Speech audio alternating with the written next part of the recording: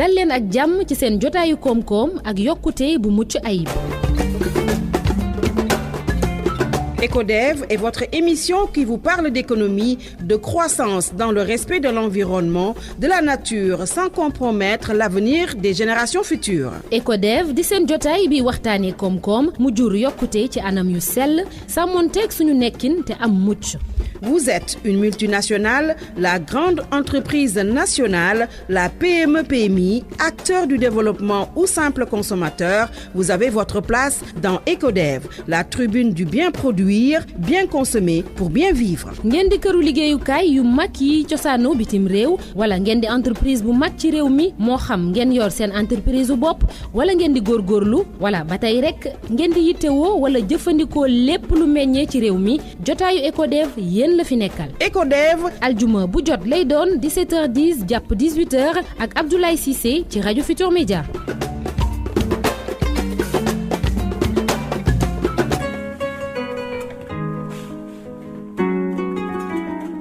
EcoDev di lancer série émission ci entrepreneuriat rural ana lan moo am ci mbay mi ba ñu mën see créer ay emploi Abdoulaye Cissé di dalal ci àjjuma ji ku xam-xamam màcc ci développement ak benn acteur boo xam ne dafa delluwaat ci mbay mi. EcoDev di dalal Pape Bagane xam-xamam màcc ci entrepreneuriat di consultant ci wàllu développement programme di gunge waat itam ci wàllu entreprise. Mbaye Babacar Gueye ñu gën koo xam ci mbay garab entrepreneur rural pépiniériste ca Thiamène ca diwaanu Louga. EcoDev ci entrepreneuriat rural ajuma ji 5h10 ak Abdoulaye Cissé ci rajo Futur Média. jërëjëf Abdou Thiam 17h20 ci studio rajo Futur Média ñu fas yéene tàmbali jukki boo xam ne danañu jëmale ci ñaar ñett bu ko jaree ba ñeenti émission lépp jëm ci nu ñuy fexee ba ñoŋalaat liggéeyu kaw gi mu doon loo xam ne ni njariñ la promouvoir ci emploi bu ko weesoo sax promouvoir ci entrepreneuriat ngir nit ñi mën a gis ni war nañoo mën a delluwaat ci liggéey ci kaw gi te mu doon njariñu réew mi ma fii dalal nag ñaar ñoo xam ne yeyoo nañu ci wax dëgg fa yàlla pour wax ci ndax Mbaye Babacar Gueye mu ngi fii ci sama càmmoñ Mbaye Garab maa ngi lay nuyu. jërëjëf Abdoulaye maa ngi lay fay nuyoo. Mbaye waaw Pape Bagane sax xam nga sama lañ sax Pape Bagane moo ma féete ndeyjoor Pape Bagane expert la ci wàllu entrepreneuriat du consultant aussi ci wàllu développement entreprise waaye bu ñu ko waxee. dafay nekk homme de terrain moom ci lu bari lu muy dem dugg ci biir réew mi aussi loolu baax na kon xalaatam bi nga xam ne moom lay fekk ci terroir yi mu partagé ko ak ñun Pape Bagane maa ngi am mbégte di la dalal di wax ni dana ñuy daje ci yeneen i jotaay waaye tey nag fii weccante lay doon. bisimilah weccante maa ngi lay fay Abdoulaye di remercier auditeur RFM yëpp ci émission bi du am solo. jërëjëf ñu fas yéene kon waxtaanee lépp loo xam ne nii ci kaw gi la mais Pape ma njëkkee ak yow dafa mel ni kii dañu dem ba jëmmi jamono. ñu yaakaar ni sax lépp luy meññee ci kaw gi wala lépp lu fay liggéeyu baadoolo la ba tax na xëy na nit ñi duñ ciy faral di gis seen bopp maanaam liggéeyu mbay boo ko defee ñaareel ba ñetteel ba ñu ne baadoolo bi xëy na moom mooy bay wala moom mooy nekk ci àll bi njariñ li ci nekk nunu ko mën a xaymaa ba nit ñi war cee mën a dellu gis ci seen bopp. waaw maa ngi lay fay Abdoulaye en fait question bi dafa nekk question bu am solo suñu jëlee liggéeyu kaw gi ñu koy spécifiquement agriculture dañ koy xoolee ci at yi ñu weesu yëpp dañuy gis ne maanaam liggéeyu koo xam ne la du la yóbbu fu sori mënu laa yóbbu fu sori parce que image boobu la ci nit ñi am dañuy gis toujours agriculteur bi nekk ci toolam sol ay ayoom di liggéey mais du ci jëlee en fait ñoom daal pour ñoom loolu ci ñu bëri liggéey boobu daal méngowu la ak li nit ki war a bëgg moo tax boo seetloo dañuy am lu ñuy wax ñiy jógee ci kaw gi di ñëw ci ville yi mooy loolu indi suñu ville yi boo xoolee ci suñu autorité ngay gis ay ndaw yu taxaw di jaay ay yor as mbuus ñi yor ay gadget di ko jaay ñu ci bëri ci kaw gi lañ jógee parce que quelque part image bi ñu waroon am ci agriculture maanaam ci mbéy amuñu ko alors que tey ñun dañu taxaw seetlu gis ne suñu jëlee suñu wax ay secteur porteur si suñu économie globalement ci Sénégal damay wax ci Afrique yëpp ci Sénégal mbéy ci la bokk ñu gis ne tey suñu jëlee suñu économie suñu xoolee mbéy mi ci mbéy mi mën nañ ci def lu bëri ci wàllu production benn après li ñu approche chaîne de valeur ci wàllu production mbéy maanaam ci wàllu transformation métier la ci wàllu commercialisation métier la segment boo ci jël boo jëlee filière boo mën di jël ka nga jël riz ceeb bi ka nga jël foño bi ka nga jël gerte gi ka nga jël beneen segment filière segment boo jël boo ko xoolee ci approche chaîne de valeur boobu mën na jox liggéey ay ndaw ñu bëri tey aussi dañu taxaw seetlu ne ñun am nañ suuf manqué wuñu suuf macha allah du ñu réew moo xam ne dañu nekk ci zone boo xam ne peut-être zone aride la dinañ am ndox lu mu bon dina taw ñetti weer léegi dem nañ ba technique ñu am technique bu ñu xoolee Sénégal bu ñu jëlee zone nord yëpp am na ndox bu ñu mën nañ irriguer indi ndox mi nit ñi di béy suñu demee dans le sud suñu jëlee dans le sud aussi am na cours d'eau suñu ñëwee au centre Kaolack Fatick am na cours d'eau donc ñu ne ñu taxaw seetlu ne mais ñun lan moo ñu war a tey tere delluwaat ci mbéy mi parce que suñuy économie réew soxla na ñu gën a suuxat bu baax mbéy mi gën a transformer li ñuy produire pour mën a nourrir suñu population ñu gis ne tey agriculture secteur porteur la. mais mbéy mi dañu ko yàgg tënk ci ñetti weeru nawet yi rek. waaw dañ ko yàgg tënk ci ñetti weeru nawet traditionnellement dañ naan boo xoolee bu njëkk ba sax dañ naan damay waajal nawet bi su nawet bi jotee ma dem béy su nawet bi jeexee ma ñibbisiwaat ci dëkk bi nekkaat ci sama liggéey alors que tey jumtuwaayu xarala toll na foo xam ne foo mënti nekk am suuf pour béy war nga mën a gas am ndox war nga war a mën a arroser donc tey doonatul en fait li ñuy wax doonatul raison amatul yoon boo xam ne léegi war nañu tere ñu mën a exploiter lu ñu am ci 12 mois sur 12 mën nañoo béy 12 mois sur 12 fu ñu nekk mën nañ am ndox am nañ possibilité am ndox te spéculation boo jël tey am nañ technicien bu ko jàng bu ci boo xam-xamam màcc na ci ba ci fraise gis naa yàggul dara côté Diamniadio fii ñuy béy fraise di ko yóbbu di ko jaay bitim réew. soo jëlee haricot su ma jëlee exploitation yi nekk Sindia tey ci haricot bi gën a baax bi ñuy jaay bitim réew fa lay jóge te pourtant ay ñeneen ñooy ñëw jóge beneen dëkk gis ne ñun kat potentialité am nañ suuf am nañ ndox climat bi baax na ñoom ñu ñëw di ko exploiter ñun ñu toog di xoole boobu ñun ñu toog di xaar ñeneen ñëw jël suñuy suuf di ci béy di ko exploiter ba yóbbu bitim réew di jaay ñun ñu toog jàpp ne rek mbéy mi ci ñetti weer la war a mais glissement wu jàpp ni liggéeyu kaw gi baaxul. ba ndaw yi jóge ci kaw gi ñëw ci dëkku taax. tudd nga sànq ñi nekk ci mbedd yi di jaayantu te léeg-léeg nga yërëm leen yaakaar ni xëy na la ñu war a mën a am ci kaw gi bu ñu fa nekkoon sax amuñu kaar bi ci njaayu mbedd mi nii glissement boobu fu mu jógee ba ñu yaakaar ni lii moo gën lale. waaw man je pense que conception de base bi ñu am ci agriculture ci suñuy société traditionnelle parce que dañu gis toujours béykat bi mu sol comme ni ma ko waxee ñu am image ak moom mu sol ay ayon sol yére yu xotteeku ñu gis béykat bi mu nekk ci ay conditions yu difficiles ci tool je pense que conception boobu moo tax image boobu noonu bi nit ñi am ci mbéy moo tax jeunes yi bu ñu commencé kii ne ñoom kat gis nañ loolu agriculture traditionnelle boobu noonu ñuy gis ñoom duñ ci gis seen bopp dañ naan non ñun nañ dem dëkk ba wuti liggéey comme ñëpp alors que tey je pense que mbéy conditions yi ñu am nii favorable na pour que li ñuy wax vraiment ci économie agro business maanaam ci mbéy mi tey ñu mën ci def lu yaatoo yaatu ci mbéy mi tey ñu mën ci employé lu bëree bëri ci secteur de métier boo jël am na ci biir mbéy ba pare ci mbéy mi tey ñu mën ci ñun di jaay suñu marché dundal suñu population ba waxatuma la nag ba exporter donc tey je pense que dynamique bi ñu gis ci agriculture bi dafa war a changer lu ñu koy wax ci man damay wax toujours ne entrepreneuriat rural aujourd'hui dañ ko war a favoriser parce que suñu xoolee opportunité économique yi ñu am ci dëkk bi dafa ndaw méngoog ñii ñëw toujours di ci yokk donc tey lu ñu war a mën a teree delluwaat ci mbéy mi alors que mbéy mi mën nañu offrir lépp damay jox un exemple boo jëlee benn rendement wu banane nga jël 1 hectare de banane mën na la génneel 5000 tonnes ci rendement. benn hectare génneel la 5000 tonnes banane 5000 tonnes de banane. rendement moyen dañ lay wax su banane bi commencé meññ ngay arrosé nga toppatoo matériel végétal bi soo récolté ci chaque mois mën nga am une récolte.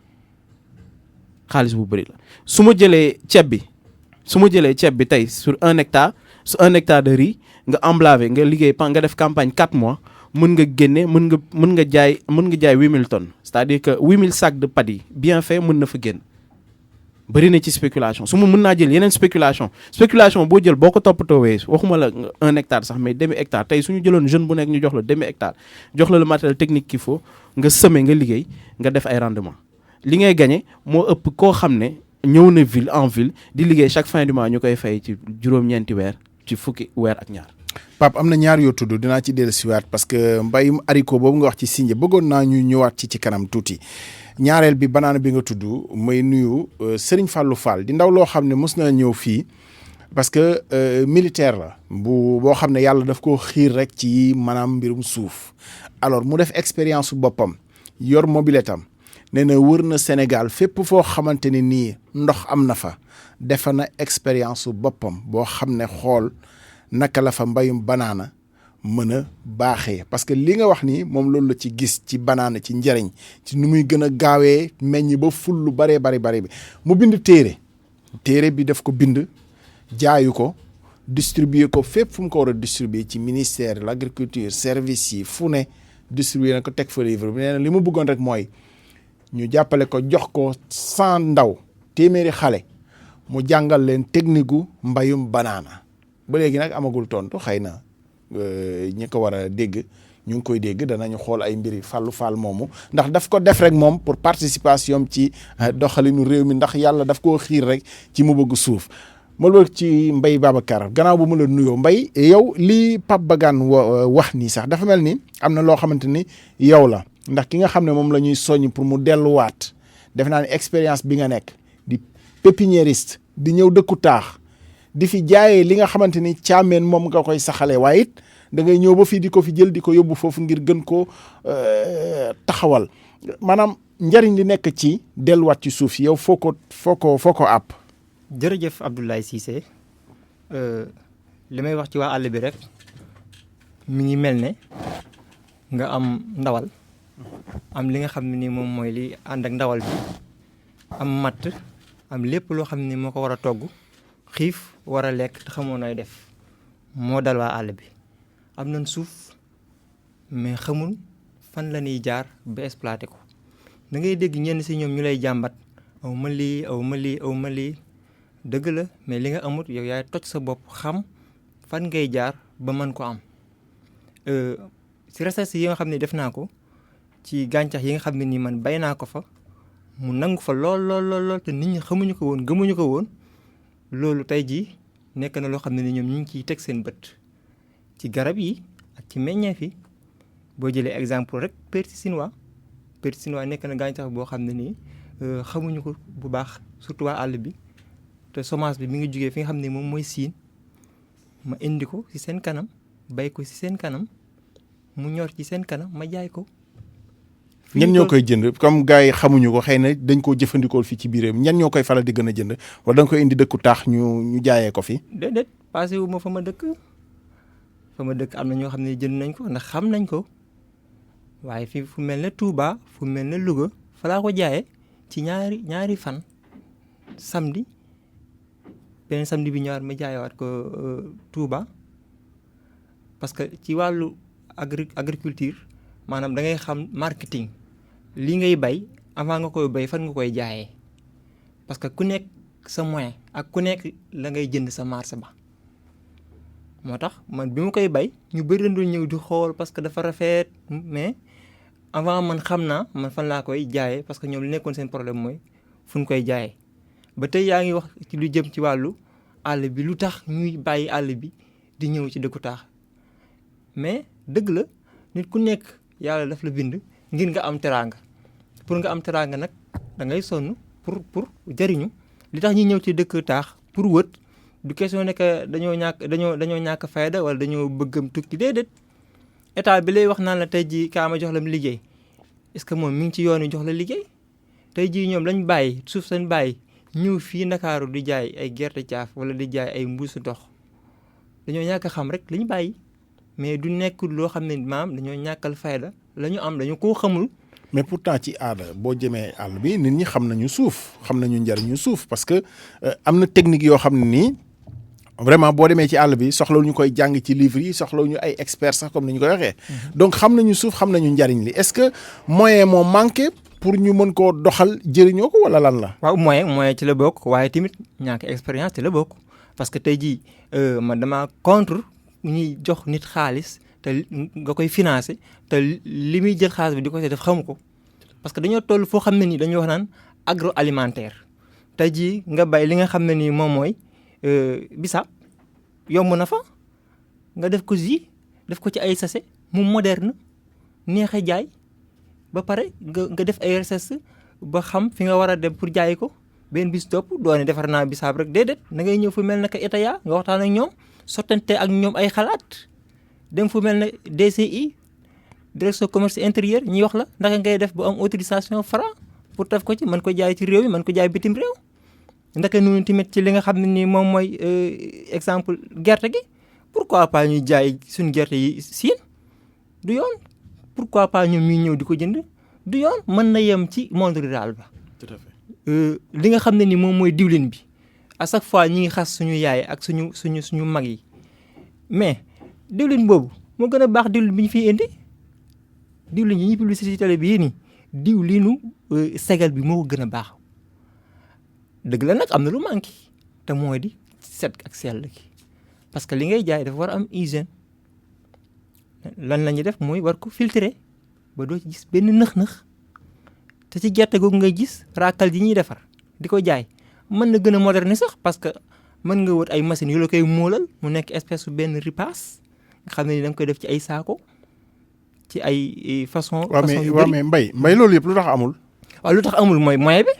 xam nga wax naa la fee li nga xam ne ni moom mooy expérience bi mais fii moyen bi tey jii président mi ngi fi wax barki Demba Ndiaye li nga xam ne ni moom mooy 1 million emploi 1 million emploi day dara ci Sénégal am nañ suuf Sénégal dëkk yi gën a am ndox ci la bokk moo Cameroun kon li ñuy def ci seen xaalis yooyu noonu ay métiers ay may yooyu yëpp mën na am man gëm naa ne agriculture rek mën na jël lu ëpp ay millions ci emploi mais da ngay wàcc ci terrain bi nga xool ñan ñoo ko mérito nga jox leen ko ba pare ñu mën la orienté na la nii la ñuy def nii la ñuy def nii la ñuy def kat yow mi nga xam ne yaa ngi jiite pour ñu mën a am ak suqaliku ci suñu réew. parce que li nga xam ne ni moom mooy financer ndaw ñooñu ba pare wan leen yoon bi dafa nekk loo xam ne dafa yomb parce que moyen mooy lépp tey jii boo amee xam-xam te amoo moyen da ngay mujj rek toog fi nga toog day wet parce que gisuloo ku la financé parce que àll bi li fi am ci ay ressources bëri na de Abdoulaye. waaw mais Pape laaj bi dama koy boole yéen ñaar ñëpp xam nga bu ñuy wax wàllu moyen ak financement programme yi nguur gi tëral wax dëgg fi yàlla bari na ah. tout à fait xëy na nag ci xëy na dugalinu xaalis bi mën nañu cee waxtaan mais lan mooy li nga xamante ni tey moom la ñu war a jubbanti pour mu dellu ci ñi nga xam ne ni bu ma déggee ci Mbaye Babacar nee na 1 million d'emploi moom du dara pour ñu créer ko bu dee gën nañoo jox monde rural bi cër. waaw gën nañoo dooleel entrepreneuriat rural globalement gën nañu aussi impliqué pour mën ñu organiser secteurs yi parce que soo xoolee organisation secteurs yi dafa mel ni bëri na ay projet comme ni nga ko waxee bëri na ay structures yuy intervenir bëri nañ fa ay projet mën nañ leen a citer yuy intervenir mais li ñu manqué toujours dama koy wax mooy dans l'organisation maanaam nu ñuy gën a organiser loolu pour mu gën a yées ba ci kenn ki ci nekk par exemple kii def accompagnement technique ma mën a def accompagnement technique suñu paree kii def garantie mën a def garantie kii liggéey ci financement bi mën a jàppale ndaw bi mu am financement kii def suivi post financement mën a aussi liggéey ci suivi post financement bi am nañ ay structure ku ci nekk am na agenda am ku ci nekk mu ngi yëngu ak ay bénéficiaires am mais c'est pas organisé à la base je pense que on gagnerait dinañ gën a suñ ko gënoon a mën a organiser dina baax beneen bi ci am aussi dañ ko war a wax jeunes yi il faut que ñoom aussi ñu gëm seen bopp gëm ne agriculture bii nii mën naa su ma ci dëggoo mën nañ ma ci jàppale mën naa ci réussir mais tant que amuñu volonté boobu aussi mooy lii am toujours dañ fay bàyyi li ñu am ñëw ci dëkk bi bëgg di def les métiers à la sauvette man may wax métier à la sauvette mooy di jaay ci mbedd alors que tey yow fi nga nekk am nga fa mën nga fa béy 1 hectare mën nga fa béy demi hectare mën nga am possibilité ñu jàppale la nga am ndox mën nga am possibilité aussi ñu jàppale la nga xam les techniques culturelles parce que soo xamul technique culturelle yi xamoo ban période nga war a béy xamoo spéculation bi noo koy toppatoowee doo am rendement bi nga war a am c'est vrai donc yooyu yëpp ay goulot d'étranglement la yoo xam ne tey mën nañ ci gën a liggéey et que damay wax foo dem ci Sénégal ba ci Kédougou ba ci Ziguinchor ba ci Tambacounda ba ci Bakel ba ci nga ñëw côté sur la vallée ba Ourossogui ba Matam foo dem am na structure technique am na au moins une structure déconcentrée de l'État bi fa nekk barki démb damay wax ne ñiy liggéey structure yi liggéey ci ndaw yi jëlee ko ci CRJ muy jëlee ko ci inspection régionale de la jeunesse nga dem ci centre culturel yi nga dem ci centre conseil ado yi nga dem ci centre de formation professionnelle à la base ba ci lycée ak école yi dañ leen war a organiser que ñoom aussi ñu doon ay relais di encadrer mën na am les capacités d'encadrer les jeunes à la base ci agriculture suñ ci defee tuuti organisation dinañ am résultat parce que tey dara manqué wuñu maanaam ci li ñuy wax les intrants techniques am nañ lépp am nañ suuf yow xam wax nga ko am nañu ndox foo dem am na ndox zone boo dem boo gasee tuuti nga am ndox am nañ ay techniques aujourd'hui pour installation technique irriguée fi ñu mën a irriguer am nañ aussi ay techniques culturelles yoo xam ne tey spéculation boo jël am nañ un technicien bu ko mën a toppatoo mu jox la rendement yi normal maintenant lii am ba am mooy que comme ni mu ko waxee volonté dafa laaj ñu am volonté politique dafa laaj aussi ñu repenser les systèmes d'intervention yi projets yi di am ci région yi ba pare ñu organiser loolu yëpp suñ ko organiser dinañ ci am ay résultats. mais ni ñuy fexee ba jonction am diggante ndaw yi dëkk taax yi ak ndaw yi kaw gi parce que dafa mel ni ñii ñoo am lenn li ñeneen ñi ñoo am li ci des maanaam bu dee njàng me xam-xam beeg dañ naan waa taax bi comme niñ ko waxee diplôme jàng manager entrepreneuriat ak yooyu xëy na ñooñu bu ñu leen boolee ñu daje peut-être yëf yi dina gën a mën a waaw damay wax toujours ne suñu boolee expérience su kii xam ne am na formation technique peut-être am na chance ñëw dem ci université bi wala dem ci école de formation technique bi am fa xam-xam technique mais amul pratique ñu boole ko ndaw boo xam ne mu ngi ci taax bi am na suuf xam na environnement am suñu leen boolee ñu liggéey ñoom ñaar suñu defee li tubaab di wax binômage mën nañoo créer condition projet émettre foofu noonu benn ñaare ba suñu def suñu def toujours même suñu permettre ñi nekk ci formation technique bi ak ci université bi fii am xam-xamu taax bi suñu leen di defal toujours li ñuy wax expédition pédagogique di leen yóbbu ñuy liggéey ak ndaw yi ci taax yi loolu aussi mën na créer ay synergie ba tax projet yi développé wu. Babacar. waaw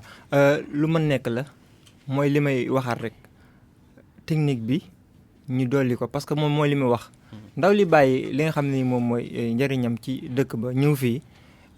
dama ko koy wax moom moyens yi la amul dafay bëgg mais amul moyens yi tey jii ñi ngi tudd ay financement yu bëri ndaw yi bëgg nañ ko xam nañ fu ñuy jaar mais naka la ñuy def ba am ko dëgg la boo xoolee exemple rek laa lay jox ñebbe bi nga xam ne ni am nañ ko tey jii nga gis ko ci dëkk àll bi sax dafa jafe. tout à fait 700 francs nga koy amee foofu ñu ñëwaat fii di ko jaayaat fii ñoom. ma dolli la actuellement ma jox la benn spéculation muy citron dafa manqué. dafa manqué kilo bi léegi dem na ba. ñu ngi naan 800 francs ñi naan 1200 francs. ci Sénégal li ngom benn mi. li ngom benn. te it ma dolli la foofu man tamit. ñu dem ba léegi fan yi ñu génn ñu ne kilo bi dem na 1500. ñu ne citron amatul nga dem da ngay ñëw dëkk. dem ci marché ñu ne la citron amul. alors que ren am nañ autant de terre ak d'eau yoo xam ne tey mënoon nañ am des surfaces emblavées di jaay citron à tout moment. ñu jël benn spéculation bi gën a am xaalis ci spéculation yi kaani piment. boo ci defee 1 hectare. 1 hectare de piment. nga am rendement bu lay permettre nga mën a toog presque nga mën a couvrir say charges d'exploitation pendant 1 année. waxatuma loolu ma jëlaat beneen spéculation muy melon bi ñuy béy. dem na ba léegi melon suñu melon ñun. moom lañ gën a taamu ci bitim réew. tey boo demee Paris nga dem Deauville nga jël le melon sénégalais bi ñuy importé yaa ngi jëndee benn melon bi yaa ngi koy jëndee €1,80 €1,90. pour ma wax la foofu rek xam nga te melon ak a nangu ci suñu suuf ni mu nangoo ci suñu suuf mooy comme ni xaal plastique nangoo ci suñu àll bi noonu la fi melon nangoo man mi bay naa ko jaay ko ci kanamu sama waa dëkk. leneen li ma si dolli mooy zone boo dem. am na particularité tey soo jëlee li jógee Sandiara jëm Kaolack. ba Fatick. loo béy ci melon. pastèque mu dox. nga dem tuuti vers Kaolack centre. bassin arachidier la. gerte gi la ñuy béy. nga ñëw vers le Jolof gerte gi la ñuy béy. nga dem Tambacounda Kédougou. céréale locale foño. dañ koy béy en pagaille. ak mboq ak yooyu maïs foño la ñuy def. nga ñëw nga jógee côté Tamba nga ñëw vers Kolda di dem dans le bassin fleuve Gambie. zone boobu Sankaañ Sall Kulaari luñ fa béy ci banane mu nangu. Ziguinchor waxatuñu la zone fruitière bi ñu am entre la Basse Casamance.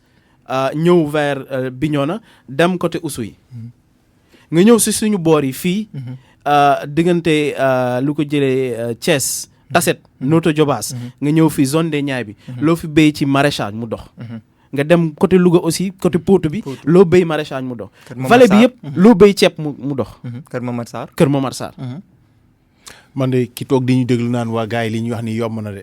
wala loolu la ñuy wax déet mais c'est-à-dire lu tax demewul noonu daal ba léegi moom laa la wax Abdoulaye maanaam ndaw ñi bëgg loolu am na ci ñoo xam ne dañoo amul technique bi benn bis topp it ñi am technique bi it amuñu moyen bi xam nga boo amee xam-xam moom laa lay wax. mais lan la finalement mbay mi dafa metti wala parce que léegi defe naa ak technique yu moderne yi nekkatul mbayum doole ci suuf si. waaw metti na waaye laaj na nag aussi comme ni ñu ko waxee laaj na investissement. parce que soo bëggee exploiter 1,5 hectare 1 hectare jëm 2-3 hectares. di nga am le minimum d'investissement. mais moyens yi est-ce que yaakaaroo leen programme yi fi jaar yëpp bu may xawee yéeg fu xaw a gën a sori. depuis Goana. Goana offensive pour l'agriculture. ñu jógee fii am na yeneen yu fi jaar. yi ci mujj gis ngeen ko domaine agricole communautaire yi. waaw léegi lan la c'est-à-dire yi fi jaar yëpp dañoo sottiwul wala dañoo évaluer parce que yaa ngi wax sànq quand même yëfi ay étapes la am na phase de conception boo xam ne expert moo la ci gunge am na phase suivi évaluation bu lépp demee ba taxaw lan la dañoo évaluer wul li fi jaar te doxul ñu teg leneen wala lan la. man je pense que dañu war a gën a def effort dans le cadre de l'évaluation et du suivi toujours damay wax toujours ne ñun bëreet la ñu am. ñun lu ci bëreet la ñu am mais suñu demee ba sori da ngay gis ne dafa mel ni dañuy relâché dañuy bàyyi dem defi leneen. et que tant que ñun amuñu parce que suñu xoolee suñu différence ak yeneen réew yi mooy que toujours ñoom dañuy mettre en place ay mécanismes ba pare dañ koy topp bu mu jeex évaluer ko xool lan moo sooxe ñu rectifier mais toujours ñun foofu noonu maanaam dañ ci dese lu bëri. côté boobu noonu dañ ci dese lu bëri bien vrai programme yu bëri jaar nañ fi ñu bëri am na lu ñu jot a def as tuut mais comme li may wax rek quand c'est pas coordonné et que derrière suivi bi ci war du am toujours du ñu am résultat peut-être yi ñu war a am. ñàkk coordination boobu est-ce que indiwul programme yi nga xam ne ñooy financé mu bañ a am financement efficient boo xam ne dina am résultat ndax ñoom ñëpp bu ñu fi nekkee ku nekk di financé ci loo xam ne ni mën naa dem ci kaw gi mën naa dellu ci mbay mi. te doxul xëy na dañoo yëgoowul. waaw benn part bi mooy ku ci nekk am nga sa agenda am nga say objectifs yooyu topp beneen bi ci topp mooy que ne ba léegi amaguñu Sénégal au niveau global benn structure boo xam ne mooy def coordination c'est-à-dire que soo ñëwee bëgg a investir mu ne la yow kat lii nga bëgg a def am na peut-être ku ko commencé def fële est-ce que doo dem waxtaan ak moom nga xool nan ngeen di mën a liggéey ensemble pour que moom li mu commencé def yow au lieu ngay defaat la même chose nga ñëw dooleel li muy def. pour résultat yi mën a gën a avancer loolu sooxe na ci bu baax a baax mais je pense comme ni ñu koy wax ay initiative privée que ce soit privé public mu ngi am. mais li gën a am solo pour man mooy que comme ni mu ko waxee déjà à la base ndaw yi génnee seen bopp ne agriculture métier baadoola la. image bi il faut mu changer. suñu image bi changer ñu gis ne ñoom ñu gëm ne ñoom am volonté ñoom mën nañu réussir ci agriculture je pense que boo commencé suñ la jàppalee tuuti nga dem. xam nga recherche yi ngay def gëm xam ne lii ngay def mën na fi nekk mën na fi am boo xoolee nag système bi ñu fiy teg yëpp ci ñi nga xam ne ñooy ay agence pour man seen liggéey dafa niil nañ ma baal comme ça exemple comme ay ANIDA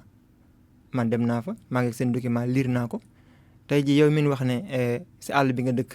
nga bay nawet amuloo dara ñu bëgg la laaj ñu ne ñoom seen système lii la da ngay indi minimum 1,5 million banque lebal 1,5 million ñoom ñu teg 3 millions yi ci des muy 6 millions loolu xanaa boo nee 100% 99% yi sax duñ ko mën. Pape yow mi nekk ci accompagnement encadrement bi est-ce que process yi parfois adapté na ak li nga xam ne moom la suñu structuration yi soxla. voilà waaw loolu ñu ngi ci xalaat bu baax. généralement suñu analyser financement classique maanaam li ñuy wax financement bancaire tey ndaw bi am projet entrepreneuriat agriculture ne damay dem seeti banque bi soxla naa 10 millions dama war a dem seeti banque bi la moom 10 millions. mécanisme yi banques yi teg yu si bëri adapté wul parce que déjà ndaw bi du am garantie ba mooy doon premier frein. amul garantie amul suuf. amul garantie amul suuf. mooy doon premier frein bi. Deuxièmement su bëggee jël 10 millions banque bi dina ci teg taux d'intérêt. parce que banque bi dina ko lebal 10 millions mais dina fay peut-être 10 millions 600 wala 10 millions 800. dina fay intérêt. Troisièmement dina fay aussi yeneen intérêt ci ay commission li ñuy wax commission de décaissement ak assurance. yooyu yëpp day dem ba finalement ndaw bi amoon idée ne xaaral ma dem kii ndimbal bi ma doon jël crédit bi ma doon jël ci banque bi pour liggéey da koy gàllankoor. moo tax toujours léegi ñu ngi dem sur des fonds yoo xam ne c'est beaucoup plus allégeant beaucoup plus souple ci conditionnalité pour permettre entrepreneurs yi ñu dem avec moins de contraintes ñu mën a am xaalis liggéey fay. mais problème bi gën a mag je pense ak financement classique bi mooy barrière yooyu noonu barrière apport bi déjà garantie apport ak taux d'intérêt élevé yi ngay fay donc yooyu moo tax souvent structure financement yi ñu am ñun si suñu écosystème financement yi c'est pas adapté par rapport aux entrepreneurs qui démarrent ci kan la adapté koo xam ne peut-être commencé na am na suuf am na benn apport mu ngi am xaalis mu ngi liggéey di jaay tàmbali na exploitation kooku day yomb ci moom parce que su demee renforcement de capacité lay doon kooku su demee day ñëw ne lii laa am mun naa ko teg comme gage jox leen ma lii ma liggéey su ma liggéeyee fay kooku moom moo am moins de problème mais kii soo commencé toujours c'est assez compliqué pour moom donc je pense que loolu moo tax état bi liggéeyoon ak ay partenaires créer ay projets comme ANIDA créer ay projets comme PRODAC qui est un excellent projet d'ailleurs je le dis le programme des domaines agricoles communautaires dans sa conception mais li ñu ci gis mooy kon xaw na sooxe tuuti sur le terrain loo ci gis sur le terrain gis nañ ne sooxe na bu baax a baax sooxe na même si fekkee ne dans la conception c'était bien parti man su ma jëlee par exemple DAC bi ma gën a xam muy DAC de Itato bi ñuy def pisciculture Kédougou c'est très bien ça a marché à un moment donné def nañ activité de soutien dem nañ sax ba xalaat ne su pisciculture bi le temps que ñuy dugal jeunes yi di dugal jën yi pisciculture mooy fexe ba gas bu baax def fa jën yar ay jën waaw yar ay jën le temps que ñuy yar jën di xaar ñuy jaay nañ def maraîchage à côté pour jeunes yi def maraîchage pour mën di jaay am ay revenus ci yar jën bi day laaj financement parce waaw ci yar jën bi mooy jën yi li ñuy lekk dafay seer tout à fait te loolu yëpp day laaj li nga xam. tout à fait alors ñoom seen modèle lan la woon mooy que ne ñu jox jeune bi du fay dara day ñëw ñu jox ko bassin di ko jox intrant. mu yar su yaree mu jaay su jaayee mu am lu mu jël après structure bi am lu mu jël. loolu moo nekkoon modèle bi. ça a marché dem na ba ci biir nag mu xaw a sooxe tuuti. lu tax bon peut-être que ñoom am nañ ñi nekk ci biir war na peut-être ñoom ils ont am nañ des raisons un peu plus poussées pour expliquer loolu. mais bu ñu bëggee li ñu dese bëriwul bu ñu bëggee entrepreneuriat rural bi jël wàllam bu baax a baax ci création d'emploi ak ci auto-emploi est-ce que war naa yem ci rek ku nekk di créer sa activité individuelle est-ce que mënuñu créer aussi loo xam ne nii activité de masse lay doon ni muy amee ay zone économique bon ñu ngi bëgg a créer ay agropole sax. defe naa ni ci wàllu boobu la jëm mais xëy na warul yem rek ci initiative individuelle yaakaar ni ndaw bi war naa dem rek exploiter benn propriété am ñu jàppale ko ci mu exploiter mën nañu am aussi ay exploitation de masse yoo xam ne mooy gën a gaaw ful nombre d'emplois yi nga xam ne bëgg nañ ko créer. tout à fait man dama gëm ne exploitation individuelle yi baax na ñu koy encourager mais gën na baax ñu def des exploitations collectives de masse. ñu boole nit ñi par exemple tey suñu mutualiser. soo amee 30 hectares nga am 30 jeunes ku ci nekk am benn hectare soo leen dajale mën nañ mutualiser par exemple moyen technique bi doon labourer mën na labourer ku nekk participer ci frais yi. ndox mi bi ñuy def bu ñu waree def bassin ñu def ko pour ñëpp ñuy arroser pour ñëpp ku nekk participer ci frais yi. donc mutualisation boobu dina wàññi considérablement coût d'exploitation yi que nga jël par exemple jeune bu am 1 hectare am beru def installation technique am. jënd matériel technique pour labourer boppam di arroser boppam teg système de goutte à goutte am ba pare di teg système d'entretien am day bëri charge donc je pense que plus ñuy mutualiser plus aussi jeunes yi di liggéey ensemble loolu dama koy wax toujours ci agriculture yow mënoo ne da ngay produire transformer jaay. mais tey sooy produire war nga am kenn koo xam ne moom ngay lënkalool soo ñoreele soo demee ba ñoral mu yow mënoo transformer moom mu transformer su transformer keneen jaay yi ngeen séddoo. si le système marche plus facilement noonu la gën a yombee que nga kenn nga ne da ngay def lépp su ma jëlee par exemple ñi nekk ci wàllu transformation filière locale yi. ma jël spéculation céréale locale. ma jël foño dina am koo xam ne muy béy. mais su béyee dina jox daam yi. am na daam yoo xam ne seen spécialisation transformation la rek daam yi transformé su daam yi transformé ñu jaay suñu jaayee ñu séddoo. pourtant suñu yaay yi ñi ngi transformé boo xoolee ñebbe léegi ñu ngi koy transformé ñu ngi koy def sànqal ñu ngi koy def sunguf tey jii yooyu mais du am suivi parce que dañuy dem ba dañuy am problème financement yooyu yëpp mooy comme li ma doon waxaat boo xoolee lu ci mel ne que ay bisaab bi ñu ngi commencé def ay ci yenn dëkk yi ay mboq tey jii ñebbe sax mën nañ ko def li nga xam ne moom mooy mburu yooyu yëpp nag day tax nag mu mën a suqali àll bi parce que am nañ ay jumtukaay yoo xam ne ni fi ñu toll nii ci jamono fi mu toll maanaam buñ sa jotee ñoom dina mën a faj seen ay njëriñu bopp te duñ mën a ñëw ci nga xam ne ni moom mooy ci dëkku taax bi wala ñoo ko fay bàyyi di dem extérieur man li ma gis mooy que waa état waa gouvernement bi ñu wàcc dajeeg ñi nga xam ne ñooy waa àll bi wax ak ñoom li nga xam ne moo mën a nekk bañ di leen dig parce que dig yi moom moo bëri jamono ju nekk rek ñu ngi leen di dig te boo xoolee li leen di dig yëpp tey ji Goana bi nga fiy wax nii Goana ay ñaambi lañ doon joxe ay ñaambi rek lañ doon joxe boo xoolee amul woon benn plateforme boo xam ne tegoon nañ ko te it dëgg la amoon na tàmbali mais amul woon suivi te loolu amul njariñ te it agriculture maanaam dafa nekk loo xam ne dafa yaatu comme ni nga koy waxee tey jii boo xoolee lu ci mel ne que ngay bay lu ci mel ne que ñax mën nga bay sax ñax pourquoi pas boo bay ñax man bay naa sama tool ñax boo xam ne ni Brésil la jógee maa ngi jëlee fii semence bi HDH maa ngi ko jëlee fii damaa def le tout ba am semence bi ji ko buñ koy bay semence bi day mel ne comme bant suukar tey jii àll bi fi ñu toll nii jamono ji ñuy wax ak yow nii. ñax bi bay ko njariñ la lan la pour xont ci. waaw d'accord parce que jur gi la wala. waaw jur gi. mais Abdoulaye yow ndax ngay amee. parce que fii une semaine avant sàmm yee fi toogoon gis nañ ni ñoom fi mu toll nii espace yi ñu doon sàmmee sax amatuñu espace yi ndax nit ñaa ngi tabax fu ne ba tax na gis nga ko ndax yi di taxawaalu biir Dakar nee nañ ci problème yooyu la.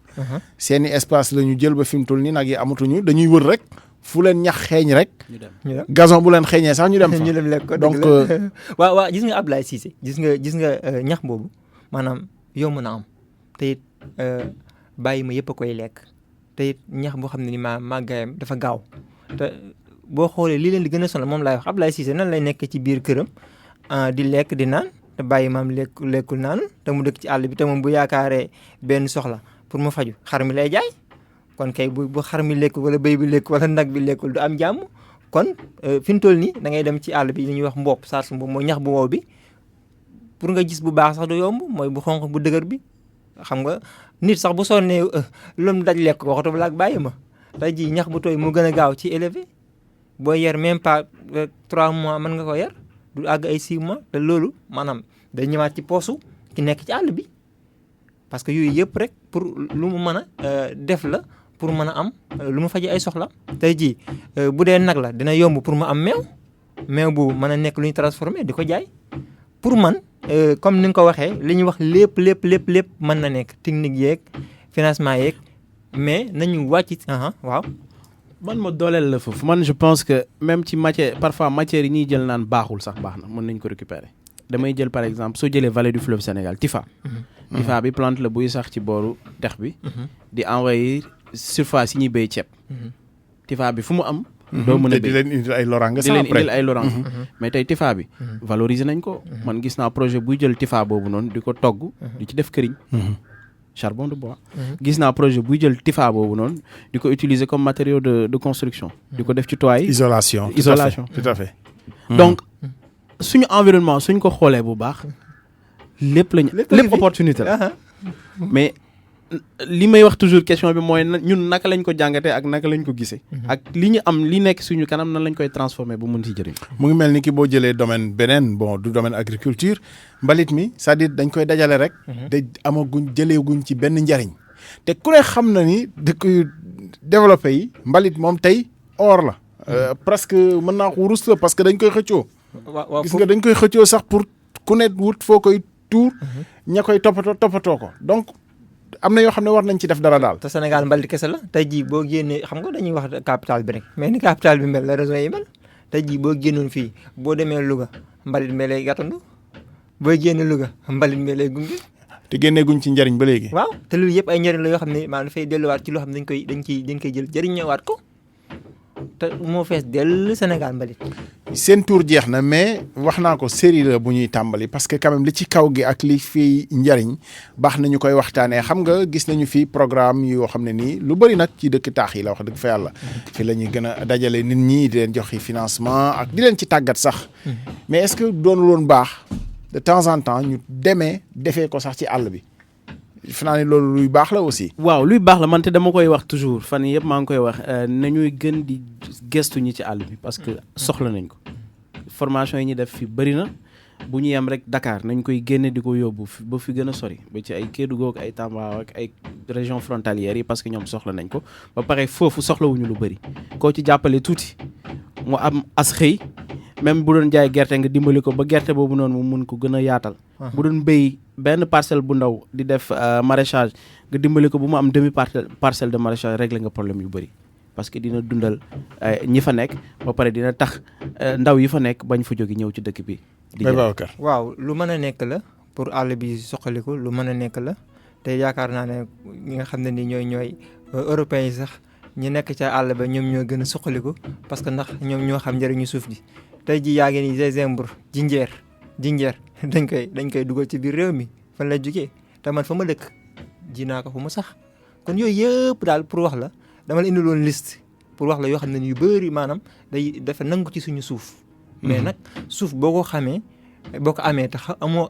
xam-xam bi pour jëriñoo ko du sotti waaye boo ko amee it te xam ko te amuloo financement it ba tey du sotti mooy li ma doon wax ci tàmbalin bi rek. yemul ci. yow da nga yaakaar financement yi yéwén pour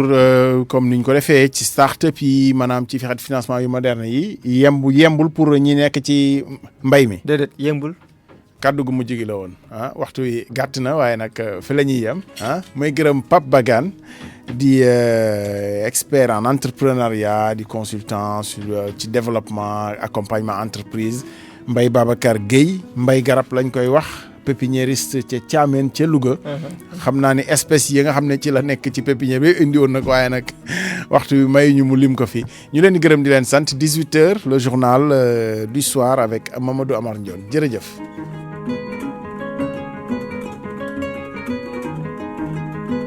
RFM Dakar. 94.0. Thiès. 102.5. Kaolack. 93.9. Ziguinchor.